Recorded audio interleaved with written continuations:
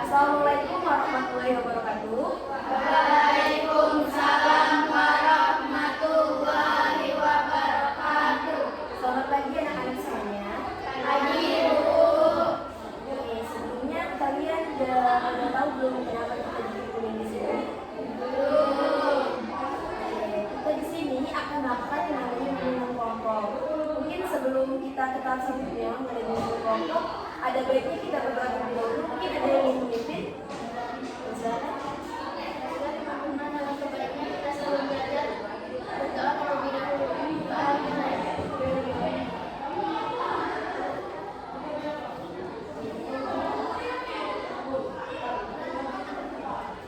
Selesai. Oke, karena kita sudah berdoa, ada pepatah mengatakan, tak kenal maka tak sayang. Jadi mungkin ibu perkenalkan dulu. Perkenalkan nama ibu itu Juliana, bisa jadi Ibu Dewi.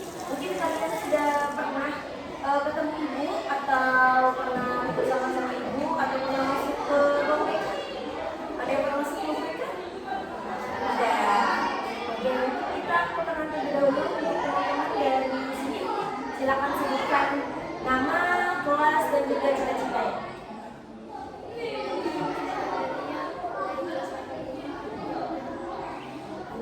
Perkenalkan, nama saya Fahmi dari kelas 8. Cita-cita saya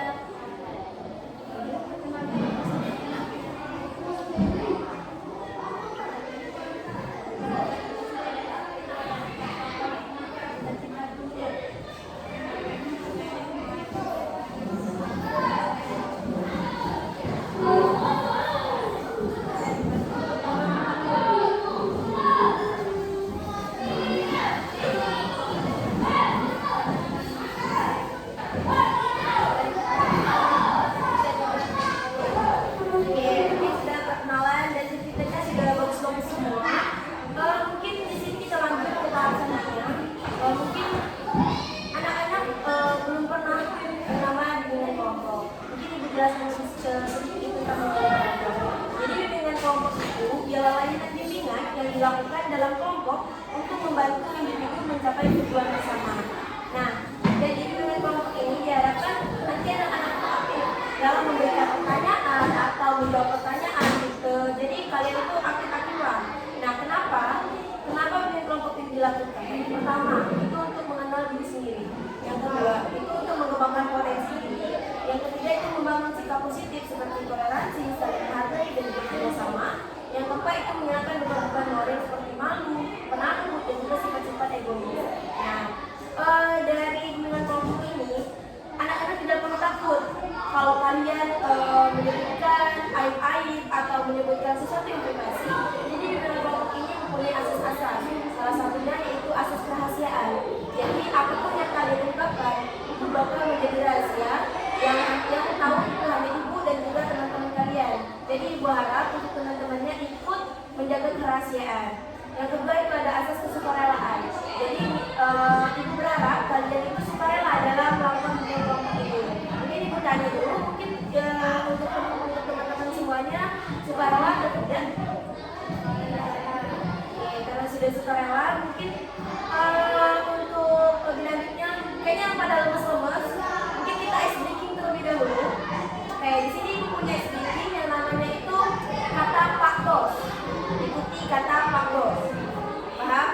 Jadi kalau ada kata-kata Pak Bos, contoh, kata Pak Bos, angkat tangan kanan kalian. Turunkan. Jangan turun, kan tidak ada kata Pak Bos. Paham? Oke, kita mulai ya. Kata Pak Bos, pegang kepala. Kata Pak Bos, pegang bahu. Turunkan. Oke, hampir. Kata Pak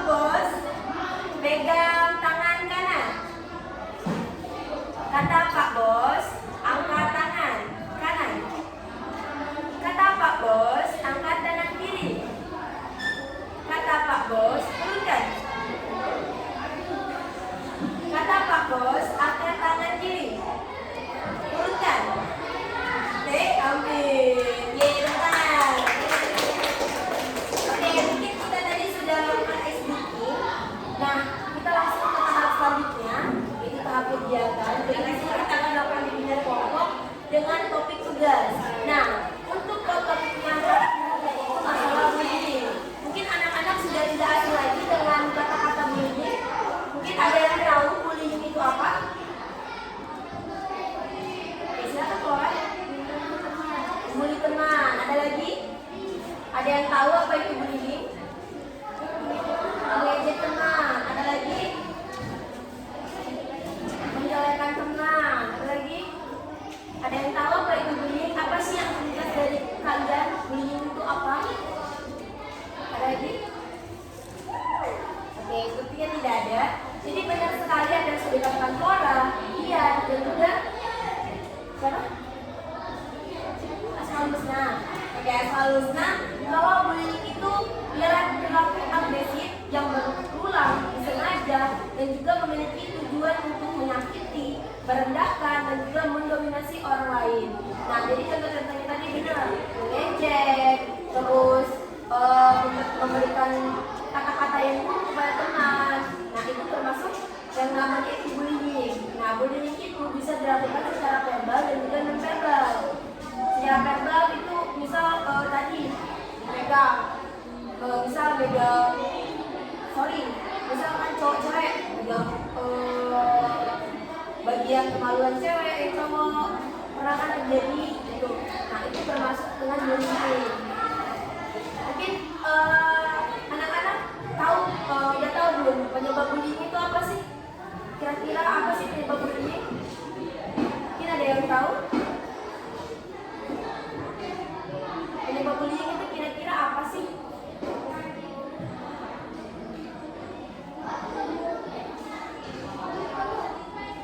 Oke, mungkin belum tahu apa sih penyebab bullying. Jadi penyebab bullying itu yang pertama itu bisa di keluarga.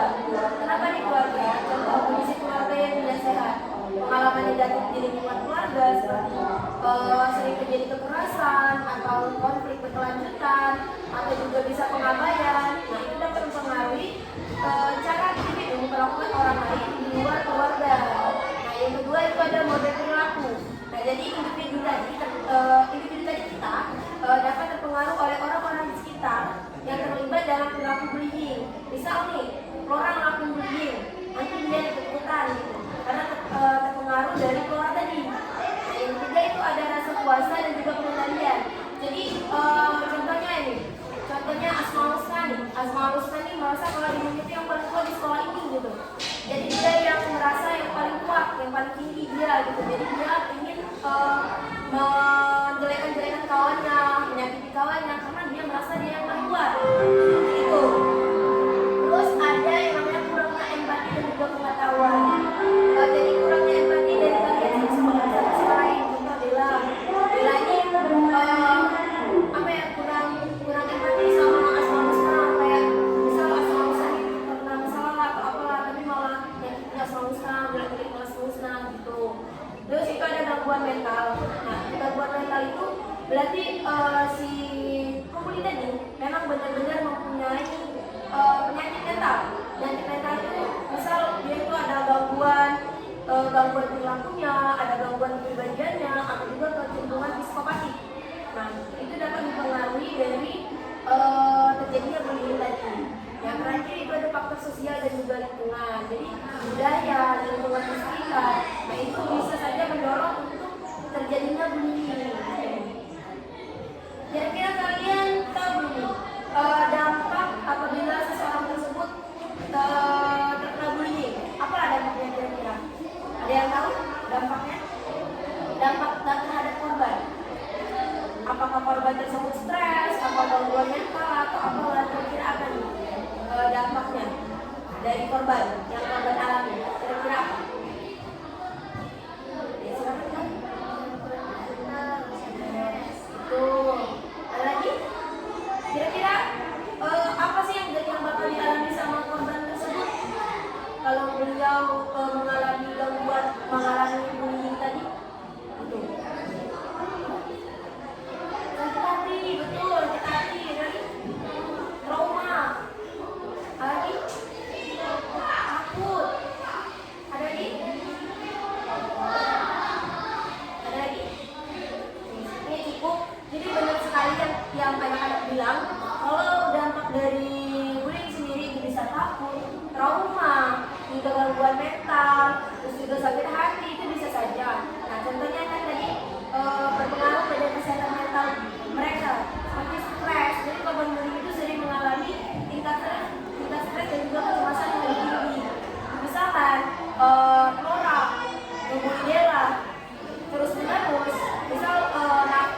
nendang dia terus.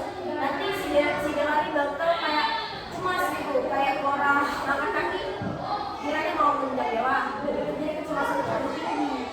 Terus yang kedua itu ada kesehatan fisik, nah bisa cedera. Jadi kan kalau Flora dan Bella tuh terus menerus, bisa aja keseluruhan, patah, seperti itu.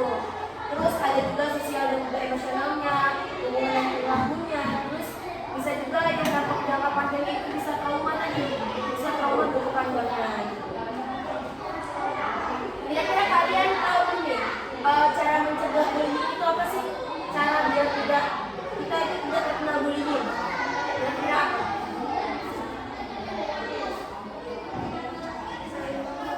Saling menghormati, betul. Apalagi biar tidak terjadi bullying. Saling menghargai. Apalagi tidak egois, betul. Apalagi kenapa sih kita harus bagaimana sih cara mencegah tidak terjadi bullying? Oke, sepertinya gitu. Jadi agar kita menghindari tindakan bullying tadi, benar sekali kita itu harus saling menghargai, saling menghormati, dan juga tidak egois. Kenapa seperti itu? Karena kan kita itu sebagai manusia sosial itu membutuhkan satu sama lain. Tidak bisa kita pungkiri, kita masih membutuhkan satu sama lainnya. Nah, jadi mungkin kita juga bisa mencari tahu nih, apa sih bullying itu, mencari tahu dampak bullying itu untuk korbannya nanti seperti apa. Jadi kita bisa mencegah terjadinya bullying tadi. Oke, mungkin kita tadi sudah membahas apa itu bullying, penyebab bullying, dampak bullying, terus juga mencegah terjadinya bullying. Mungkin ada yang ingin ditanyakan sejauh ini? Ada yang ingin ditanyakan? Sepertinya cukup. Mungkin ada yang ingin memberikan kesimpulan dari pertemuan pada hari ini. Silakan. Ini sih yang sudah kita bicarakan tadi. Silakan memberikan kesimpulan. Silakan, Mbak.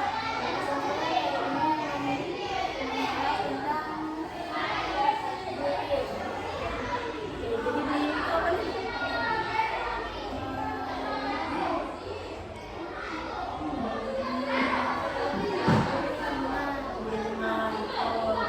Kalau orang-orang yang terkena bullying, kalau orang-orang yang terkena bullying nanti bisa terjadi apa sih untuk mereka? Penyebab dari bullying itu apa sih? Untuk korban? Stres. Apa tadi? Selain stres? Trauma. Terus untuk cara mencegah bullying jadi apa? Betul. Tidak egois, betul. Saling menghormati. Oke.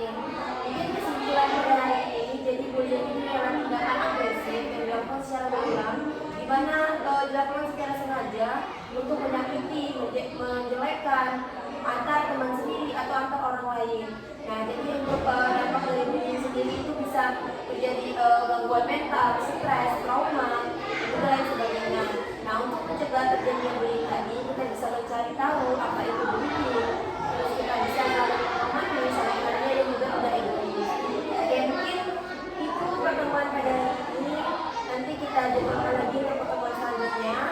Mungkin anak-anak ada yang ingin memberikan opsi ke kapan kita akan bertemu lagi.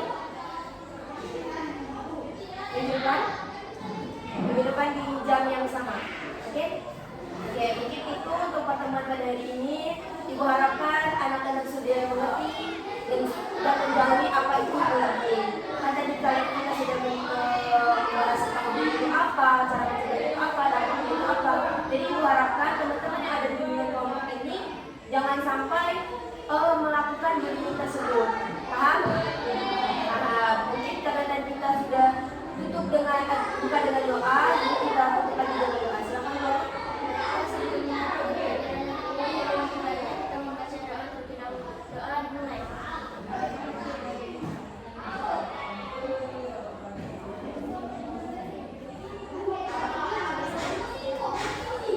Oke, sekian pertemuan di kelompok kita pada hari ini. Ibu aku sebelumnya ibu ucapkan